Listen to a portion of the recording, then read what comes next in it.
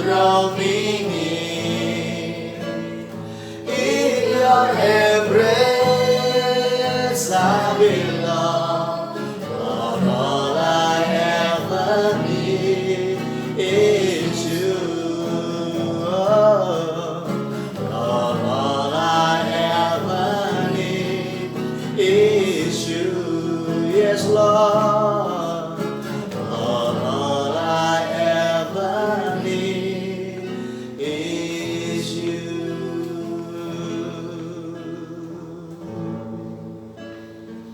Bapak, kami bersyukur untuk pagi hari ini, untuk kesetiaan-Mu, untuk kasih sayang-Mu Yesus. Kalau kami ada pagi hari ini sebagaimana kami ada semua karena kasih setia-Mu, karena kebaikan-Mu, karena kemurahan-Mu. Kami percaya Yesus Engkau hadir di tengah-tengah kami. Firman-Mu katakan 2-3 orang berkumpul dalam nama-Mu, Engkau hadir. Engkau ada beserta dengan kami. Kami percaya hadirat-Mu yang memulihkan, yang menguatkan, yang memberi kami damai sejahtera, berdiam dan ada di tengah-tengah kami. Roh Kudus, aku berdoa biarlah atmosfer hikmat, wahyu dan pengertian bekerja di dalam kami dan di tengah-tengah kami. Mari terjemahkan isi hati-Mu untuk kami mengerti pesan-Mu pada pagi hari ini, Tuhan. Dalam nama Yesus, singkapkan Roh Kudus, wahyukan kebenaran-Mu itu. Haleluya. Mari yang percaya katakan amin. Saya ucapkan shalom semuanya. Shalom. Ya, hari ini kita kembali bersama-sama berada di dalam satu momen atau satu peristiwa di mana saya percaya tidak pernah terjadi dalam kehidupan kita. Amin, saudara. Di mana saudara dan saya dikarantina sampai sedemikian lama. Kita dikarantina hampir 2 bulan, saudara. Tapi oke, nggak apa-apa. Semua mendatangkan kebaikan buat kita semuanya. Amin, saudara. Saudara, pada pagi hari ini saya ingin kita mau belajar bersama-sama firman Tuhan dengan topik COVID and Perspective. Ya, kita akan belajar bersama-sama tentang topik COVID dan perspektif. Saudara, maksudnya apa? Hari ini kita belajar bicara tentang COVID dan perspektif. Karena COVID itu identik dengan sebuah krisis. COVID ini identik dengan sebuah badai. COVID ini juga identik dengan sebuah masalah yang terjadi dalam kehidupan kita dan yang saya percaya tidak saudara undang dan tidak saudara harapkan. Yang setuju katakan amin. Nah, COVID ini hanya akan bisa saudara hadapi, saudara bisa berdampingan dengannya pada saat saudara memiliki sebuah perspektif. Perspektif yang seperti apa, Pastor? Perspektif di mana saudara tidak memandang COVID ini sebuah bencana yang akan menghancurkan hidup kita, bisnis kita, keluarga kita, hubungan kita, dan kesehatan kita. Jadi saudara harus mengerti bahwa perspektif kita ini mesti benar. Ya, kita harus memiliki perspektif. Perspektif itu cara pandang kita. Saudara, kalau saudara belajar dalam kehidupan ini, saudara mengamati orang-orang yang menang dalam Alkitab, dan saudara juga mengamati orang-orang yang kalah dalam Alkitab atau gagal atau hancur hidupnya, itu mereka dibedakan hanya dari perspektifnya. Ya, saudara, saya mempelajari di dalam Alkitab itu ada banyak contoh orang-orang yang memiliki perspektif yang benar. Mereka itulah yang akan mewarisi janji-janji Tuhan. Mereka akan terselamatkan dalam kekeringan, mereka akan menang dalam wabah, mereka akan terus bergerak di tengah-tengah keterpurukan orang-orang lain yang mereka alami. Kenapa? Mereka memiliki perspektif yang benar. Tapi sebaliknya, orang-orang yang memiliki perspektif yang salah, maka mereka justru dikalahkan oleh situasi, mereka justru dikalahkan oleh wabah, mereka dikalahkan oleh segala sesuatu yang bekerja di sekelilingnya yang buruk, saudara. Saudara, saya mencatat, saya akan berikan contoh hanya beberapa saja, tidak banyak. Bahwa di dalam Alkitab itu ada orang benar yang gagal, dan ada orang benar yang berhasil. Saudara dan saya hanya akan memilih dalam hidup ini, mau menjadi orang benar yang gagal atau mau menjadi orang benar yang berhasil. Your choice, pilihan saudara. Amin saudara. Tapi saya rindu sama seperti Tuhan memiliki kerinduan, saudara dan saya sebagai orang benar, saudara masuk kategori orang benar yang berhasil. Yang saya katakan amin. Jadi dalam dunia ini ada orang benar yang berhasil, ada orang benar yang gagal. Dalam lingkup kekristenan, di mana orang-orang benar itu hidup, mereka ada kelompok yang gagal, mereka juga ada kelompok yang berhasil. Nah, Tuhan mau saudara dan saya memiliki perspektif yang benar, karena saudara adalah orang benar. Sekali lagi saya tekankan pada saudara, saudara dan saya dibenarkan bukan karena perilaku saudara benar. Yang saya katakan amin. Saudara dan saya menjadi orang benar karena saudara memiliki iman kepada Sang Benar. Namanya siapa? Yesus. Jadi sekali lagi saudara, Tuhan tidak pernah terkesan dengan perbuatan benar dari spesies yang namanya manusia. Setuju saudara? Tuhan hanya terkesan dengan spesies yang namanya manusia, tapi dia memiliki iman kepada yang membenarkan dia, yaitu siapa? Yesus. Ingat akan itu saudara. Kita menjadi benar, kita itu dibenarkan. Kita menjadi benar karena kita itu dikaruniai kebenaran. Jadi pembenaran yang saudara terima itu hadiah atau upah.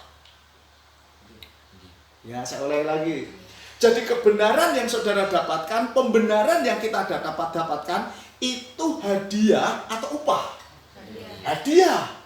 Kalau hadiah berarti itu diberikan secara cuma-cuma. Kalau saya mau katakan hadiah, itu orang boleh menerima, boleh menolak. Setuju? Tapi saudara menjadi orang benar karena saudara itu merespon kebenaran. Nah, iman itu adalah respon positif terhadap kebenaran. Katakan bersama dengan saya, iman adalah respon positif saya kepada kebenaran. Amin saudara. Jadi pada waktu saudara dan saya dulu sebagai orang durhaka yang Alkitab katakan, lalu Tuhan mendatangi saudara, Sang kebenaran itu datang kepada saudara, lantas saudara memiliki hati yang merespon undangan itu, maka saat itu saudara dibenarkan. Yang saya katakan amin. Nah, perhatikan baik-baik, pembenaran yang Tuhan berikan kepada saudara sehingga merubah status saudara dari orang fasik menjadi orang benar, itu tidak serta-merta menghilangkan tantangan, tidak serta-merta menghilangkan penderitaan. Setuju? Dan saya mau beritahu, bukan berarti saudara orang benar lantas tidak ada yang namanya, ingat saudara, kesakitan. Ya, karena Yesus sendiri sudah ngomong, selama kamu ada di muka bumi ini, kamu tidak akan pernah bebas dari yang namanya penderitaan. Bahkan Yakub itu dengan bangganya ngomong begini, tahun-tahun hidupku itu diwarnai dengan apa? Penderitaan, kesesakan, dan kesulitan. Ya saudara, ingat saudara. Nah pada pagi hari ini kita akan belajar bahwa ada orang benar yang berhasil, ada orang yang benar yang gagal. Tetapi yang membedakan keduanya ini letaknya ada di perspektifnya. Alasannya apa, Pastor? Kita buka yuk di Amsal 23 ayat yang ke-7. Amsal yang ke-23 ayat yang ke-7a. Sebab seperti orang membuat perhitungan dalam dirinya sendiri, demikianlah apa? Iya. Saya mencoba melihat ayat ini dalam berbagai terjemahan Alkitab bahasa Inggris. Dikatakan seperti ini, sebab seperti orang membuat perhitungan, ada yang dalam hatinya, ada yang juga menerjemahkan dalam pikirannya. Tapi karena kita berbicara masalah perspektif, saya mengambil dari terjemahan American Standard. Dia katakan, sebab seperti orang yang merancang sesuatu dalam pikirannya, demikianlah ia. Artinya begini saudara, kalau saudara dan saya itu orang benar, menghadapi situasi yang kacau, menghadapi situasi yang tidak benar, saudara digosipin, situasi ini nggak benar, situasi ini salah, semuanya kok nampaknya goes wrong itu. Tapi selama saudara memiliki mindset yang benar, perspektif yang benar, tentang apa itu? Tentang situasi itu. Artinya apa? Situasi itu tidak akan pernah mengalahkan saudara, tapi saudara harus mengalahkan situasi itu. Yang benar, yang dikatakan amin. Ya. Jadi selama saudara menganggap, selama saudara berpikir, dan selama saudara sepakat dalam pikiran dan hati saudara bahwa situasi itu biasa dan normal, maka kehidupanmu tidak akan pernah bisa digoncangkan oleh apapun. Amin saudara. Saudara, itu dikatakan sebab seperti orang membuat perhitungan dalam dirinya. Jadi kalau kita menghitung diri kita ini 5, maka kita akan jadi 5. Amin saudara. Kalau saudara menghitung, saudara mempercayai diri saudara ini emas, saudara emas. Amin saudara. Ingat, mbok orang lain menghitung saudara perak, kalau saudara menghitung mempercayai diri saudara emas, nggak ngaruh. Setuju? Jadi artinya seperti ini, perspektif ini memiliki kekuatan yang luar biasa. Cara pandang kita terhadap diri kita, cara pandang kita terhadap situasi yang ada di sekeliling kita, ini benar-benar memiliki kekuatan yang luar biasa. Ya, seperti minggu kemarin kita belajar bahwa Paulus itu bisa dipenjara sedemikian rupa, bisa disesah badannya, disakiti fisiknya sampai benar-benar dia itu melampaui kekuatan manusia. Tapi kenapa kok dia tetap bisa bersukacita? Karena apa? Perspektifnya saudara, cara berpikirnya, memandang penderitaan, memandang siksaan itu bukan sesuatu yang bisa memisahkan dia dari kasih Tuhan. Jadi saya mau beritahu sama saudara, saudara dan saya sebagai orang benar penting untuk memiliki perspektif yang benar. Karena saudara orang benar. Dan kalau saudara memiliki perspektif yang benar, maka saya percaya saudara akan berhasil melewati masa COVID-19 ini dengan berkemenangan. Amin saudara. Nah saudara, saya mencatat ada 3 orang di dalam Alkitab. Ada begitu banyak, tapi saya catat 3 saja. Saudara, di dalam Alkitab itu ada orang benar yang berhasil dan ada orang benar yang gagal. Saya melihat ada kisah seorang paman dan ponakannya. Pamannya itu namanya Abraham, ponakannya namanya siapa? Lot. Setuju ya? Abraham ini orang yang memiliki cara pandangnya Tuhan. Sedangkan Lot ini juga orang benar, tapi dia mengandalkan cara pandangnya sendiri. Ya, orang benar yang senantiasa mengandalkan cara pandangnya sendiri, saya mau beritahu, akan tiba pada satu titik yang namanya tersesat. Amin saudara. Tapi perhatikan baik-baik, ada kebenaran yang saya mempercayainya seperti ini. Saudara, kadangkala Tuhan tuh izinkan saudara dan saya masuk dalam situasi yang mana hanya Tuhan sendiri yang bisa tolong. Nangkap saudara? Saya ulangi lagi. Saudara, kadangkala Tuhan izinkan memasuki situasi yang di mana Tuhan sendiri yang bisa mengeluarkan saudara dari sana. Amin. Nah, saya belajar saudara, kenapa kok kita memasuki situasi yang hanya Tuhan saja yang bisa mengeluarkan kita dari sana? Karena kita selalu memiliki perspektif yang tidak kita selaraskan dengan perspektifnya Tuhan. Terutama dalam menghadapi situasi sulit. Jadi kalau saudara dan saya memiliki perspektifnya Tuhan bahwa situasi sulit ini itu justru saudara bisa pakai untuk menguatkan imanmu, maka yang terjadi apa? Saudara santai saja, yang saya katakan amin. Saudara, Abraham dan Lot itu keduanya orang benar. Tetapi yang satu gagal, Lot gagal, tapi Abraham benar. Saudara, saya akan tunjukkan Yang membuat orang benar ini gagal karena perspektifnya. Yang membuat orang benar ini berhasil juga karena perspektifnya. Yuk saya tunjukkan satu saja. Kejadian 13 ayat yang ke-10. Kejadian 13 ayat yang ke-10. Berkata demikian, lalu Lot melayangkan apa? Pandangnya. Dan apa? Dilihatnya lah bahwa seluruh lembah Yordan banyak airnya. Seperti apa?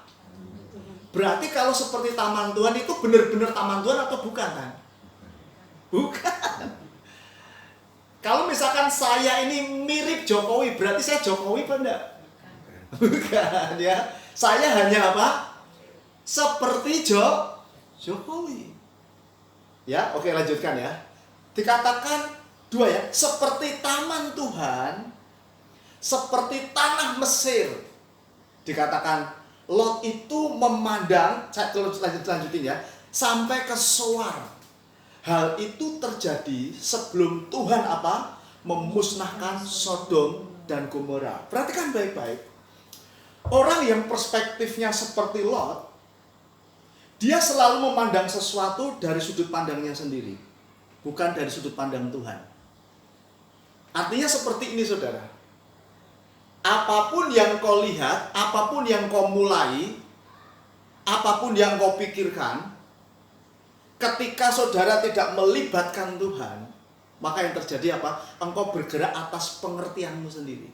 Padahal firman Tuhan kata begini, percayalah kepada Tuhan dengan segenap hatimu dan jangan bersandar pada pengertianmu sendiri. Lah, pengertianmu sendiri itu mindsetmu sendiri, perspektifmu sendiri. Lah, Lot itu bergerak menurut perspektifnya dia sendiri. Kenapa kok Lot itu bergerak menurut perspektifnya? Karena imannya bukan didasarkan pada apa yang tidak nampak. Abraham enggak. Abraham mendasarkan imannya kepada invisible, bukan yang visible. Sedangkan Lot yang perspektifnya itu fokus kepada dirinya sendiri, itu menaruh imannya kepada yang visible. Alkitab katakan yang visible itu tidak kekal, setuju? Tapi yang invisible, yang tidak nampak itu apa? Kekal. Ingat ya, orang benar didesain tidak hidup menurut apa yang dia lihat, tapi menurut apa yang dia yakini. Yang suka katakan amin. Jadi kalau situasimu hari ini, situasi kita hari ini susah, kenyataan sekarang ini sulit, kenyataan ini nggak pasti, kamu jangan percaya itu. Amin.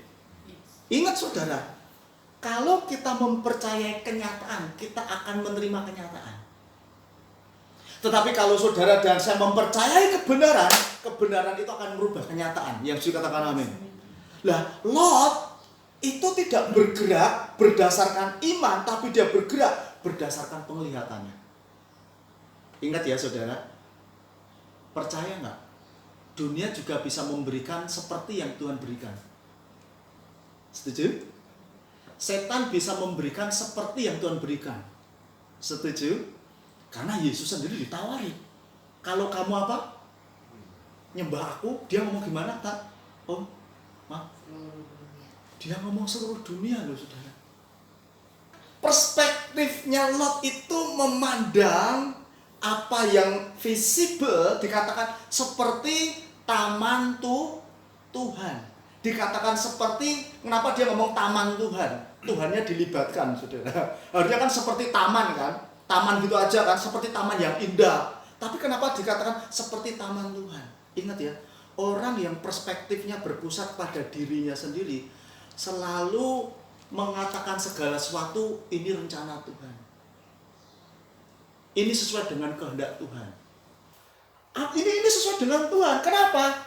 Gak mungkin gak baik Tuhan itu. Gak mungkin aku pilih padang yang gersang. Ya toh saudara. Lah, taman Tuhan di sini ada satu Alkitab yang menyebut ini Taman Eden. Ya, taman apa? Taman Eden. Lah, kata Eden saya belajar. Kata Eden ya, itu artinya akses. Artinya open doors. Artinya presence. Artinya spot. Artinya voluptuous living. Jadi orang yang memiliki perspektif yang fokusnya kepada dirinya sendiri, pengen bergerak mendapatkan sesuatu di dunia ini dengan caranya sendiri.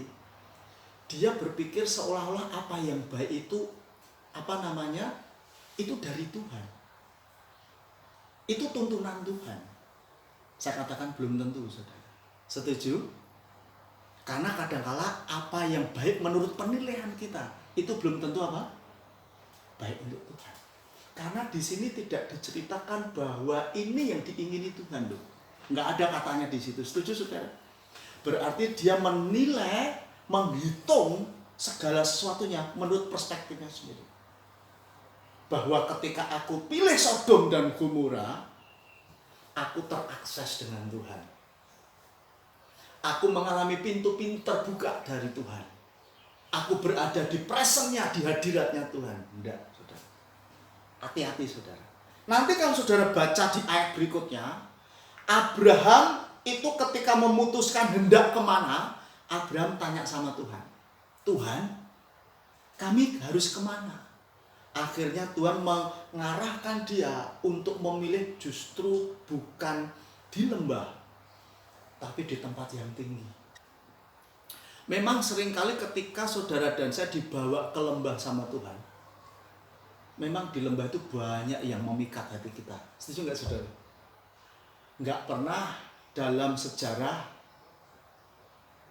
buah-buahan yang indah, buah-buahan yang enak, apapun yang enak itu adanya di atas puncak gunung. Setuju? Buah-buahan apapun modelnya, bentuknya selalu ada di lembah. Setuju ya? Tapi Tuhan mau mengajak Abraham itu justru naik. Kenapa? Tuhan selalu membawa saudara dan saya ke tempat yang lebih tinggi. Artinya apa? Saudara bisa melihat sesuatu dari sudut pandang yang luas. Tapi kalau kita di lembah, perspektif kita terbatas, linear. Amin, saudara. Kalau di atas, perspektif kita seperti helikopter, bisa memandang dari A sampai Z. Setuju sampai di sini, saudara? Ingat, sampel yang pertama Abraham dengan Lot. Lot memandang segala sesuatu dengan perspektifnya sendiri. Nah, yang kedua, kalau saudara lihat di Yosua pasal yang ke Yosua dan Kaleb dengan 10 suku Israel. Kita baca sebentar yuk, Bilangan 13 ayat yang ke-33. Saya akan membacakan untuk saudara. Juga kami lihat di sana orang-orang raksasa, orang enak yang berasal dari orang-orang raksasa, dan kami apa, saudara? Lihat apa? Diri kami seperti apa? Belalang. Dan demikian juga terhadap mereka terhadap kami. Saudara kalau baca nanti di kisahnya secara utuh, saudara akan tahu ini percakapan antara Musa dengan ke-12 pengintai yang diutus untuk mengintai tanah Kanaan. Setuju? Nah, pada waktu 12 orang ini mengintai tanah Kanaan, tanah perjanjian yang dijanjikan Tuhan kepada orang Israel, itu benar-benar dikatakan rumah-rumah nggak perlu kamu bangun, ya, ladang-ladang tidak perlu kamu garap, ya, pohon-pohon apapun tidak perlu kamu tabur, mereka tersedia bebas untuk kamu. Kamu akan aku bawa masuk ke situ, kuncinya hanya kamu percaya saja. Amin. Tapi perhatikan, 12 pengintai ketika diutus Musa sampai ke tempat itu, ingat ya, ke-12 mata orang melihat fisik yang sama, visible, segala sesuatu yang sama, hadirnya sama, dia kecap sama. Itu mereka pulang, laporannya bisa berbeda loh. Yang membedakan apa? Perspektifnya. Luar biasa, saudara. Perspektif itu luar biasa loh, saudara. Artinya begini, mereka melihat kekayaan, mereka melihat kelimpahan, mereka melihat kesembuhan, mereka melihat pemulihan, mereka melihat peninggian, mereka melihat pemuliaan Tuhan. Justru mereka nggak sepakat dengan itu, malah sepakat dengan dirinya. Apa, saudara? Dia ngomong, kita ini belalang. Nah, kalau dia memandang dirinya sebagai belalang, jadi, saudara. Amin, saudara.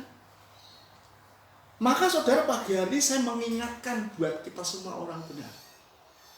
Jangan memandang situasimu, jangan memandang dirimu sama seperti dirimu sendiri memandang tanpa pewahyuan Tuhan. Amin. Tapi pandang dirimu sendiri sama seperti Tuhan memandangnya. Maka cara ngomongmu akan berbeda, perilakumu akan berbeda, dan situasimu juga akan berbeda. Yang saya katakan amin. Yosua dan Kaleb tetap memilih. Makanya tadi saya katakan kan, saudara dan saya diperhadapkan setiap hari sama Tuhan di bilangan, katakan aku setiap hari memperhadapkan kepadamu kehidupan dan kematian, berkat dan kutuk. Tuhan ngomong apa? Pilihlah apa? Kehidupan. Artinya apa? Aku setiap hari memperhadapkan kepada kamu untuk kamu memiliki mindset sesuai dengan yang aku mau, atau sesuai dengan yang kamu mau, atau seperti yang dunia mau. Tapi Tuhan mau saudara memiliki mindset seperti Kaleb dan Yosua. Memandang janji Tuhan sebagai sesuatu yang saudara dan saya itu berhak menikmati. Setuju saudara? Saudara, saya tidak tahu saudara pernah mendengar atau enggak. Saya bahkan pernah mendengar pengajaran-pengajaran dari hamba-hamba Tuhan yang justru mereka terang-terangan menolak katanya Injil kemakmuran. Nggak ada namanya Injil kemakmuran, saudara. Injil itu selalu makmur. Ya, setuju nggak saudara? Karena Yesus ini ngomong ini, aku datang supaya kamu memiliki hidup dan memilikinya dalam segala kelimpahan. Memang itu tidak diaplikasikan hanya dalam hal materi saja. Memang yang dikatakan Yesus itu benar-benar merujuk kepada batinmu yang makmur. Batin yang makmur itu memiliki segala sesuatu. Berkata ini bukan milikku, setuju? Batin yang makmur tidak memiliki segala sesuatu. Dia ngomong tidak bisa menghancurkan aku. Setuju saudara? Artinya apa? Yesus ketika menawarkan aku tuh membawa kamu itu loh, batin yang makmur. Artinya apa? Hanya Yesuslah satu-satunya harta terbaik saudara. Yang saya katakan amin. Mbok saudara makmur atau saudara sedang menuju kemakmuran, atau saat ini saudara dan saya sedang mengalami misalkan situasi yang serba terbatas. Kalau batinmu makmur, apa yang kamu sentuh akan jadi makmur. Amin saudara. Jadi teman-teman atau hamba-hamba Tuhan, saya tidak bermaksud menghakimi saudara. Artinya seperti ini loh. Adalah kehendak Tuhan kita ini mengalami kemakmuran. Setuju saudara? Adalah kehendak Tuhan kita mengalami kesehatan. Setuju saudara? Amin saudara. Bahkan ada yang menentang masalah healing saudara, kesembuhan ilahi. Mereka memiliki doktrin yang bagi saya katakan salah, tidak biblikal. Bahwa itu hanya terjadi di masa perjanjian lama, perjanjian di masa zaman rasul-rasul saja. Ya. Padahal adalah kehendak Tuhan kita ini disembuhkan, kita ini dimakmurkan. Amin saudara. Kita ini diberkati. Amin saudara. Tapi kita tidak terikat dengan kemakmuran itu, tidak terikat dengan berkat itu. Setuju? Jiwa yang makmur adalah jiwa yang tidak terikat dengan kemakmuran apapun yang dunia bisa tawarkan. Setuju? Dia hanya menjadi makmur ketika dia sadar bahwa dosa yang besar diampuni. Amin saudara. Itu kemakmuran yang sejati yang anak-anak Tuhan harus miliki. Nah, sampai ke sini saudara. Jadi saudara, mari miliki mental yang makmur, miliki sikap hati yang makmur seperti yang dimiliki Yosua dan Kaleb. Yang 10 itu mentalnya nggak makmur. Itu artinya seperti ini saudara. Kalau 10 lawan 2 berarti Yosua lawannya berapa orang? Kalau saya bagi 2, 5 ya. Terus Kaleb lawannya berapa tante? 5. Oke, saya mau tanya sama saudara. 2 juta bangsa Israel laki-lakinya saja itu sepakat dengan yang 10 atau yang 2? Serius? Saya ulangi lagi ya, 10 atau 2? 10. Oke, kita hitung laki-lakinya saja ya. Kalau 2 juta dibagi 2, 1 juta kan? Ditambah berapa tadi? 55 no? Nah, nangkep ya? Itu artinya apa? Saya sedang berkata apa sih? Saya sedang berkata begini loh. Setiap kali kamu membuka mata, setiap kali kamu berhubungan dengan orang lain, kamu akan dikelilingi dengan orang-orang yang pikirannya, jiwanya itu nggak makmur. Yang akan meruntuhkan cara berpikirmu.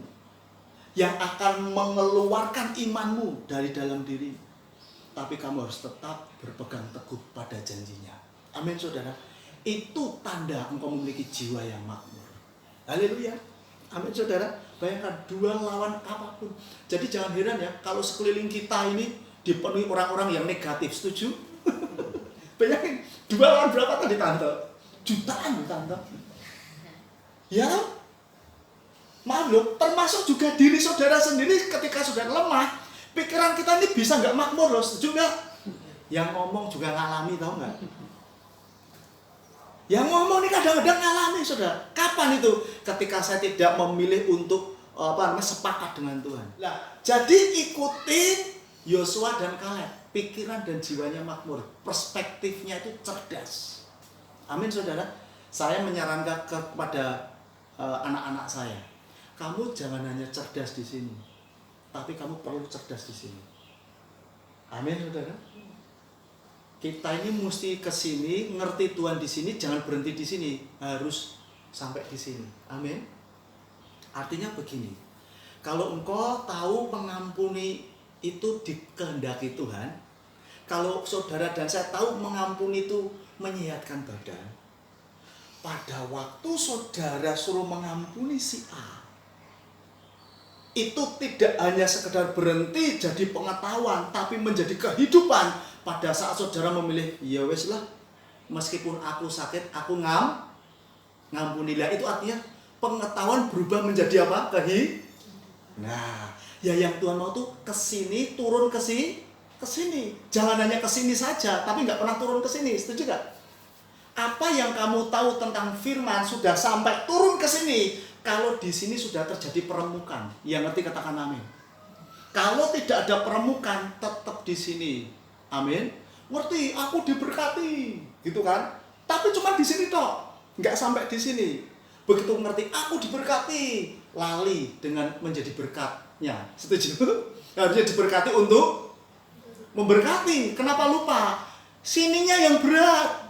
Setuju ya? Setuju ya? Kalau aku diberkati, begitu suruh di sininya mau melangkah, hancur nggak di sininya? Remuk nggak di sininya? Begitu kamu begini, remuk di sini. Lah itu artinya ke sini turun ke sini. Nah saudara, contoh yang ketiga yuk. Buka di 2 Raja-Raja 6 ayat yang ke-17. Ini kisah tentang Elisa dengan hambanya, saudara. Saya akan baca. Lalu berdoalah Elisa, ya Tuhan, bukalah kiranya matanya supaya ia melihat. Maka Tuhan membuka mata bujang itu sehingga ia melihat. Tampaklah gunung itu penuh dengan kuda dan kereta berapi sekeliling apa? Elisa. Bujangnya ini buta atau enggak sih, tante? Sebenarnya bujangnya ini buta apanya sih? Perspektifnya rohani, perspektif rohaninya ini buta. Ingat ya, kalau orang benar, orang percaya, anak Tuhan, statusnya dia, perspektifnya buta, dia akan sama seperti bujangnya Elisa. Apa itu samanya? Takut. Kapan nih kok gak berakhir-berakhir? Kapan kok gak selesai-selesai? Di musim yang sulit ini, ketika saya melatih perspektif saya untuk melihat apa yang Tuhan lihat, bahwa penyediaan yang invisible itu bisa saya terima menjadi visible, ketika saya akses dengan iman, maka terjadi apa? Saya tidak perlu takut. Amin. Bujangnya Elisa, kenapa dia takut? Karena dia tidak memiliki perspektif seperti yang dimiliki oleh Elisa. Amin. Kamu tidak akan pernah tahu potensimu sedahsyat apapun kalau kamu tidak mulai memanfaatkannya, melatihnya, dan mengembangkannya. Setuju? Potensi kita ini kayak karet. Kalau kamu nggak tarik, nggak regangkan, kamu nggak akan tahu sampai sebatas apa dia. Ngerti saudara? Imanmu juga sama. Iman kita ini akan tetap segini terus. Kalau kamu tidak pernah latih untuk mempraktekkannya di situasi-situasi tersulit kamu, dengan cara mengandalkan Dia terus, nggak mengandalkan kekuatan kamu. Begitu kamu situasi sulit, kamu terus mengandalkan Dia, dan kamu melihat jalan Tuhan, dan kamu mengalami mujizat Tuhan, maka iman mulai kembang, boom. Nanti situasinya sulit lagi, kamu apa lagi, boom, naik lagi. Nah, istri saya tidak akan pernah mengerti potensinya sebagai seorang pengajar seperti apa ketika dia tidak memilih untuk apa?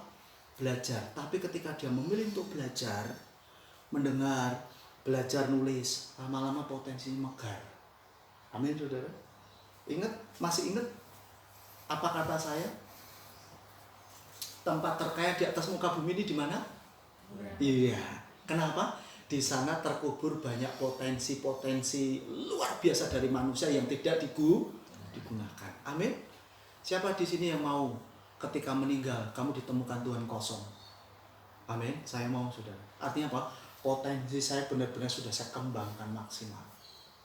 Elisa dan hambanya itu punya perspektif yang apa, saudara? Yang terbatas.